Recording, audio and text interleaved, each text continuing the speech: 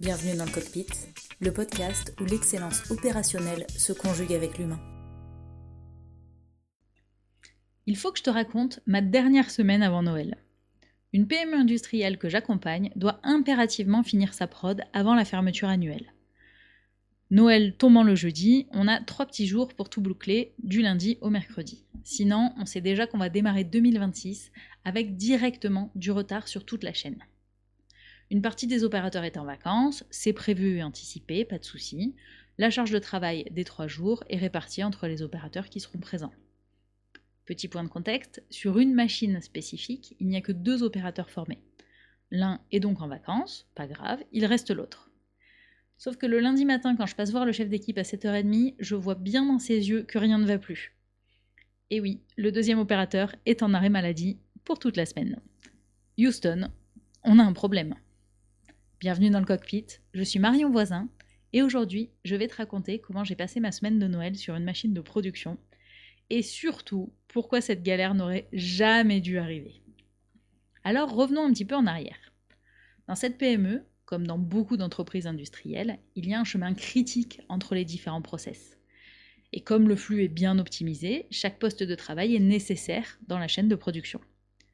De manière logique, sur chaque poste, il y a au moins 2 personnes qui sont formées pour pouvoir prendre le relais en cas de souci. Sur le papier, c'est nickel, ça semble bien sécurisé. Sauf que dans le cas présent, cette machine était arrivée quelques mois plus tôt et que toute la connaissance du process était uniquement dans la tête de ces 2 opérateurs.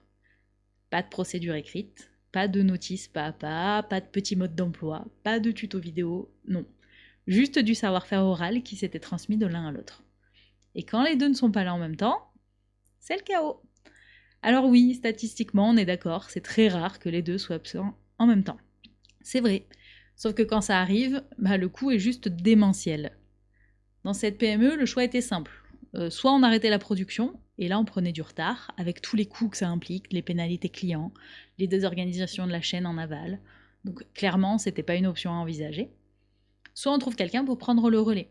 Et donc là, on a un coût de formation express d'un intérimaire, par exemple, une productivité qu'on sait qui va être divisée par 2, par 3 par rapport à un opérateur expérimenté, et un stress maximum pour toute l'équipe juste avant Noël. Bon, vous l'avez compris, en vrai, c'était pas vraiment un choix.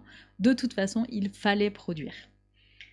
C'est là que le chef d'équipe et moi, on a retroussé nos manches. On s'est dit, bon, on est curieux, on a de l'expérience terrain, on va se dépatouiller, on va y arriver. Je te fais un petit spoiler, oui, on y est arrivé. Mais je te raconte pas le taux horaire de ces 3 jours de production.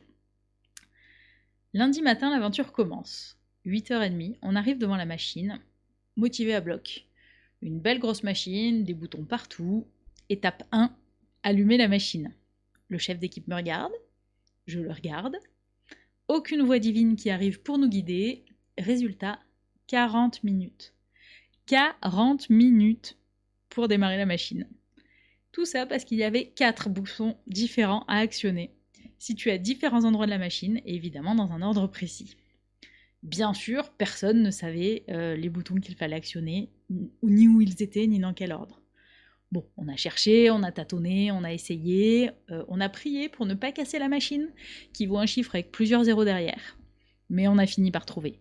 Mais sincèrement, 40 minutes pour allumer une machine, au niveau productivité, c'est zéro, quoi. L'étape 2, ça a été lancer le logiciel. Super, on a allumé la machine, maintenant, il faut lancer le programme. On allume l'ordi qui contient tous les programmes de production, on double-clique sur le logiciel, une fenêtre s'ouvre, et là, entrez le mot de passe. On se regarde, ok, est-ce que tu connais le mot de passe? Bien sûr que non. On teste un peu des choses avec le nom des opérateurs habituels, leur date de naissance, voilà, des choses liées à l'entreprise. Bon, rien ne marche. On va taper à la porte des opérateurs des machines qui sont pas trop loin pour leur demander si eux connaissent éventuellement le mot de passe du logiciel. Et là, il y en a un qui réfléchit et qui nous dit « Je suis pas sûr, mais je crois qu'il n'y en a pas sur cette machine. » On retente, on laisse le champ vide, on clique sur valider, hurrah, ça marche. Effectivement, il n'y avait pas de mot de passe, il fallait juste valider sans rien mettre. Mais ça, encore une fois, personne ne nous l'avait dit, c'était écrit nulle part. Encore 15 minutes de perdu. Ça y est, la machine est allumée, le programme est lancé, on commence à tenir le bon bout. Étape 3, il va falloir lancer le bon programme pour produire les bonnes pièces. On a l'ordre de fabrication en main, il indique pièce XYZ 450. Naïvement, dans le logiciel, on cherche XYZ 450. Et bien évidemment, ça n'existe pas. On cherche, on se triture les méninges, on regarde les noms des programmes, par ordre alphabétique, par numéro, on essaye de trouver une logique dans la nomenclature pendant 10-15 minutes, et sincèrement, rien. On se rend à l'évidence, les programmes dans le logiciel ne portent pas le même nom que sur les ordres de fabrication. Sinon, ça aurait été vraiment trop facile. Donc XYZ 450 dans l'ordre de fabrication, c'est en fait prod-2024-12-V3 dans le logiciel. Tout ça parce que ce sont les fameux 2 opérateurs qui ont créé les programmes et qui les ont nommés avec leur logique à eux. Mais nous, comment est-ce qu'on peut le savoir ? On le sait pas. Donc on va deviner, on va tester, on va se tromper, retester, et finalement on est allé voir sur les ordres de fabrication de tous les postes en aval comment étaient appelées les pièces pour voir si ça nous donnait d'autres indices.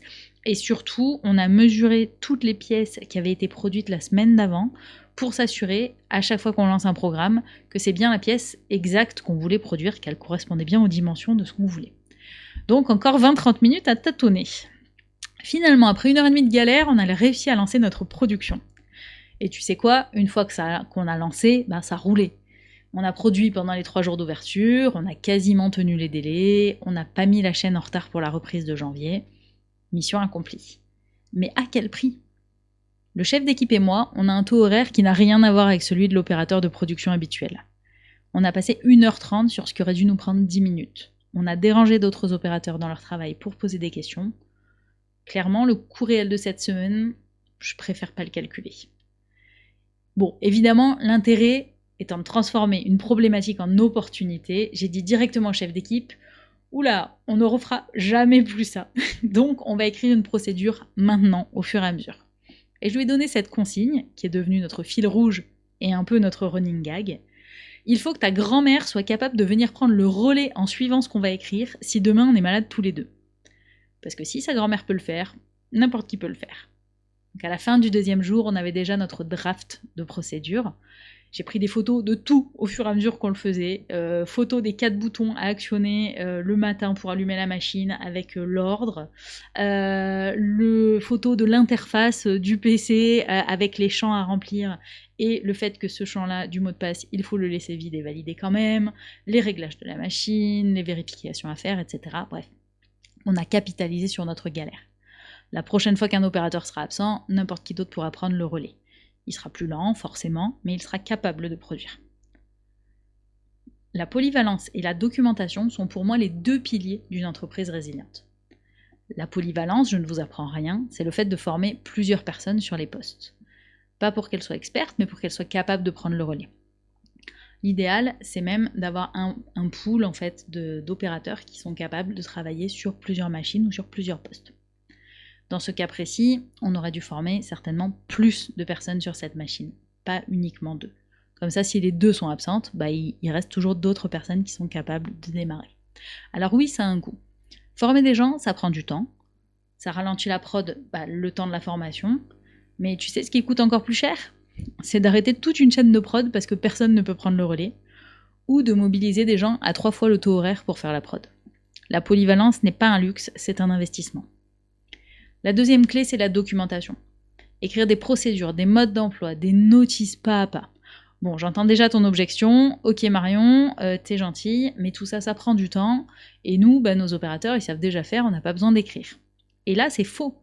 Oui, tes opérateurs savent, il n'y a pas de souci. Mais qu'est-ce qui se passe quand ils ne sont plus là ?